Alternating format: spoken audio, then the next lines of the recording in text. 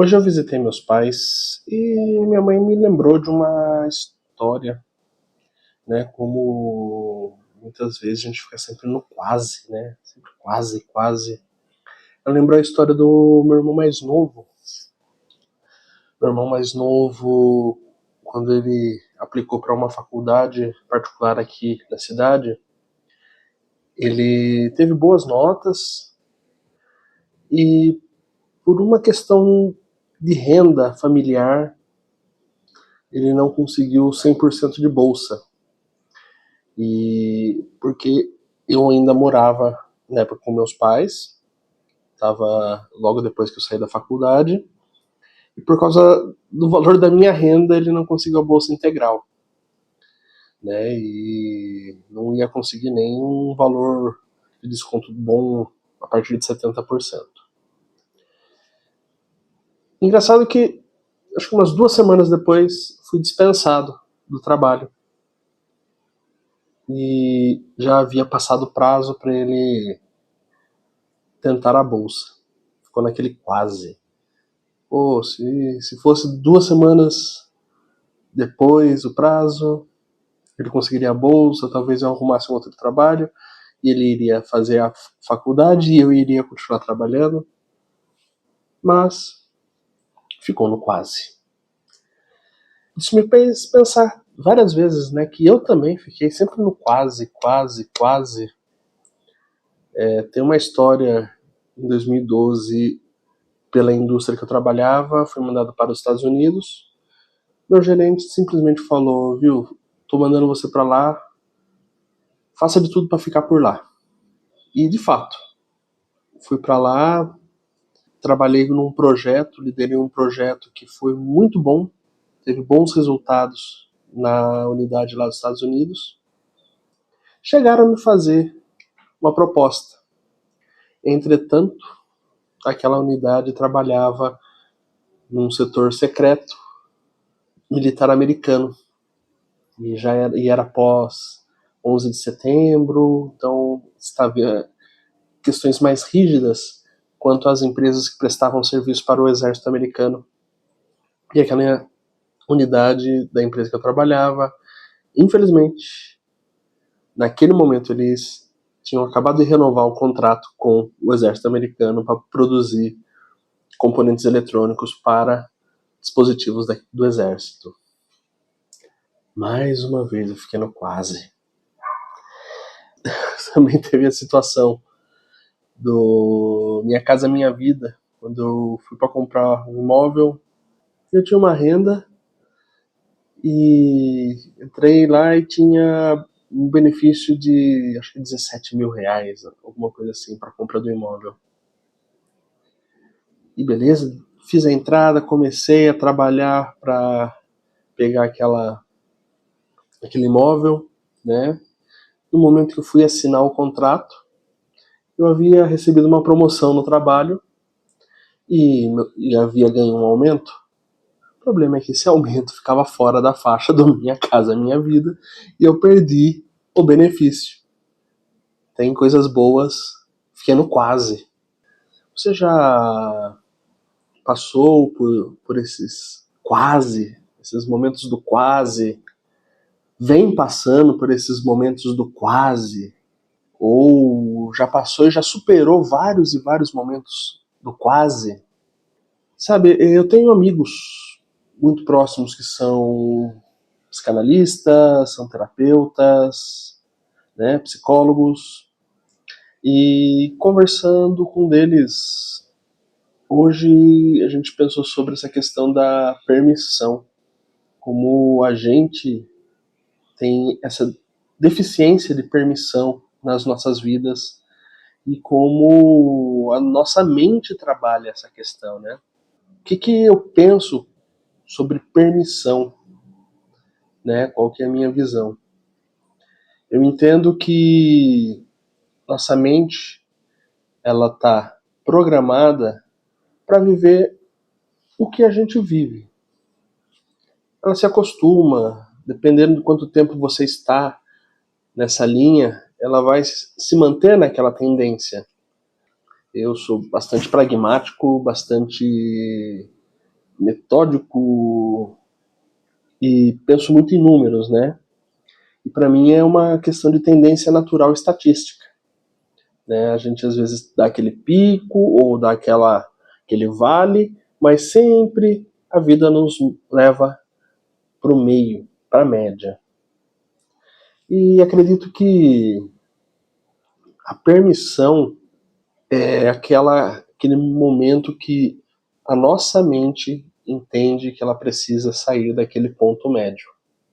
Só que nossa mente geralmente é preguiçosa.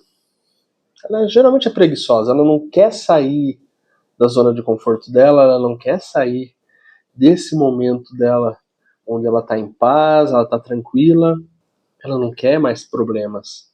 Não, não quero mais problemas não, imagina, vamos ficar do jeito que está.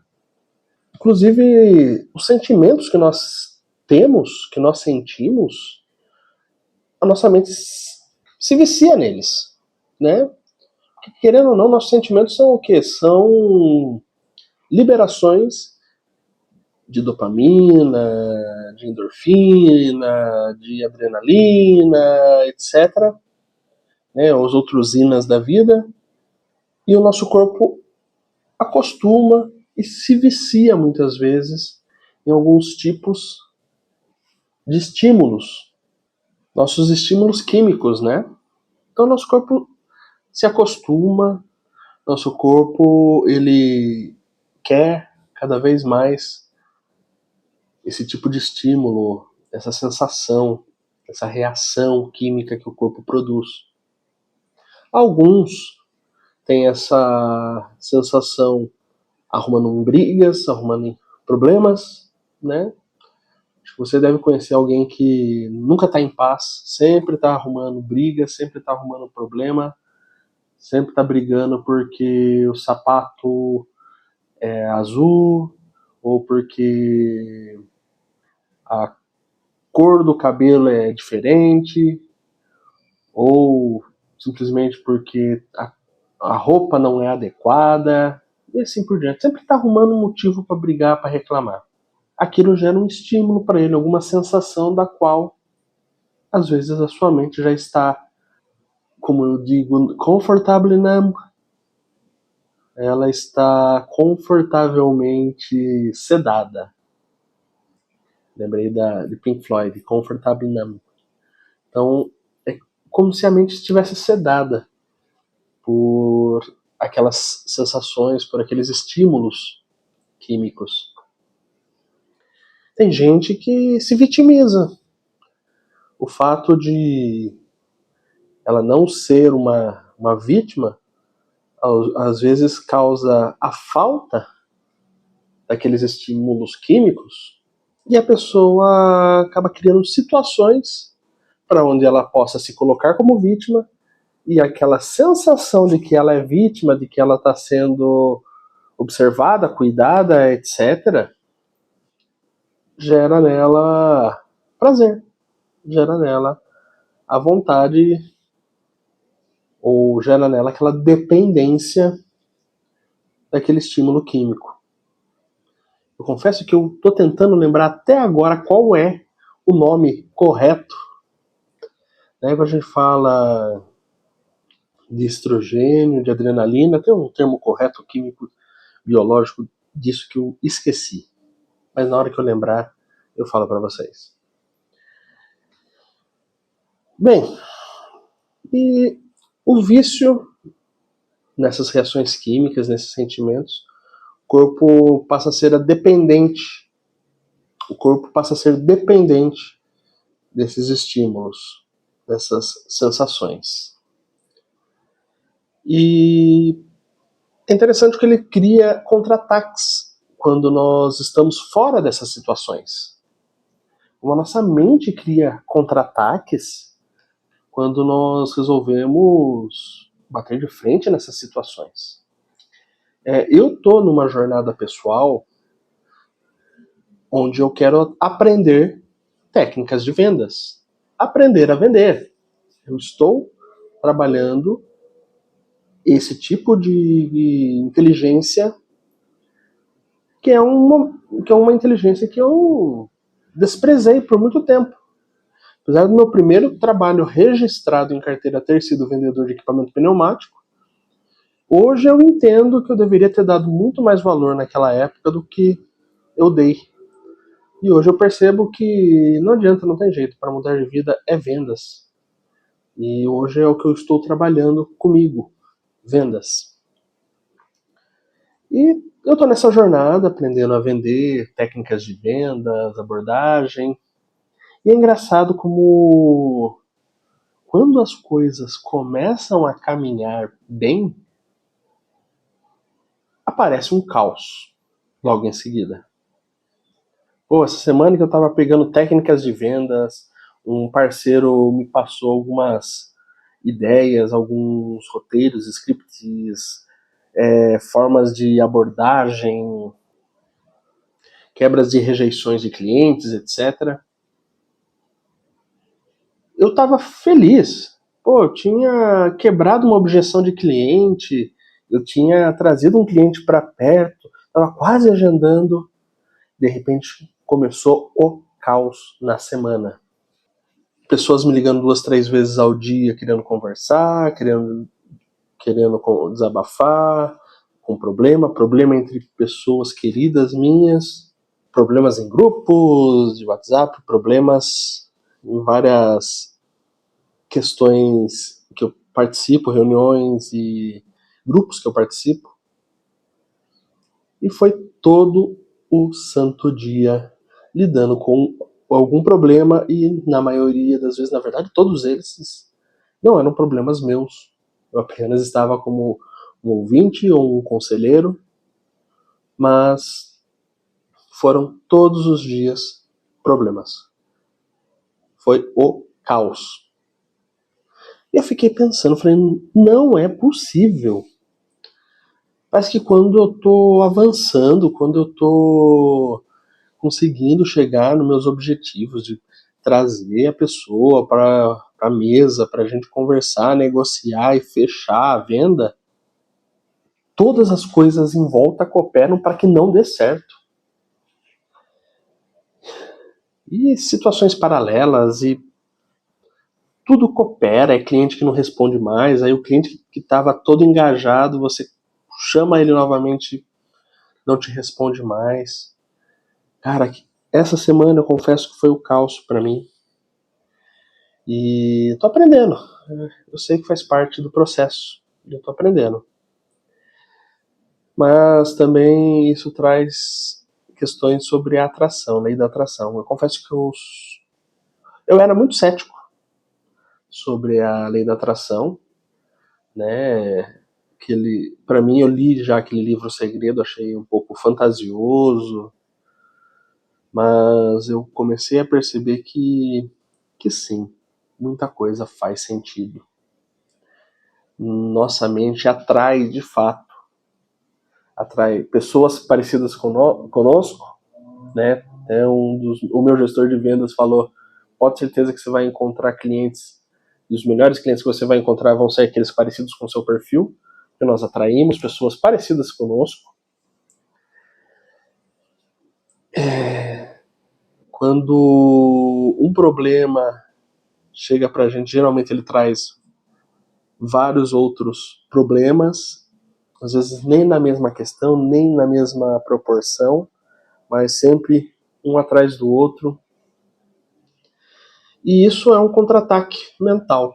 É um contra-ataque que a nossa mente está fazendo contra nós mesmos para falar, opa, pô, você está me tirando aqui da minha paz, você está me tirando aqui da minha zona de conforto. Eu vou trazer uns problemas aí que eu sei que você gosta de mexer para te fazer sair desse rumo que está tirando a gente da zona de conforto para voltar para como era antes. E porque é aquela coisa, a mente rejeita uma nova condição, né? A mente, ela rejeita um novo aprendizado, rejeita novas condições. Por quê? Porque ela quer ficar ali, acostumada onde ela está. né, e ela busca pelo menor esforço.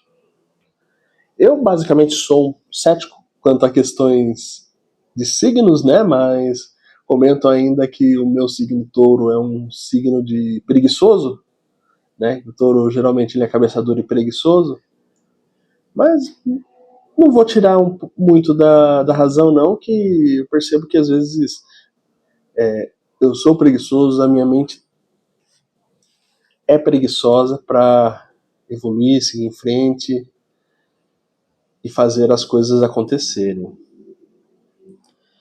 Mas, refletindo, né, nessa conversa que eu tive com esse meu amigo, fiquei pensando, mas como lidar? Como lidar com isso?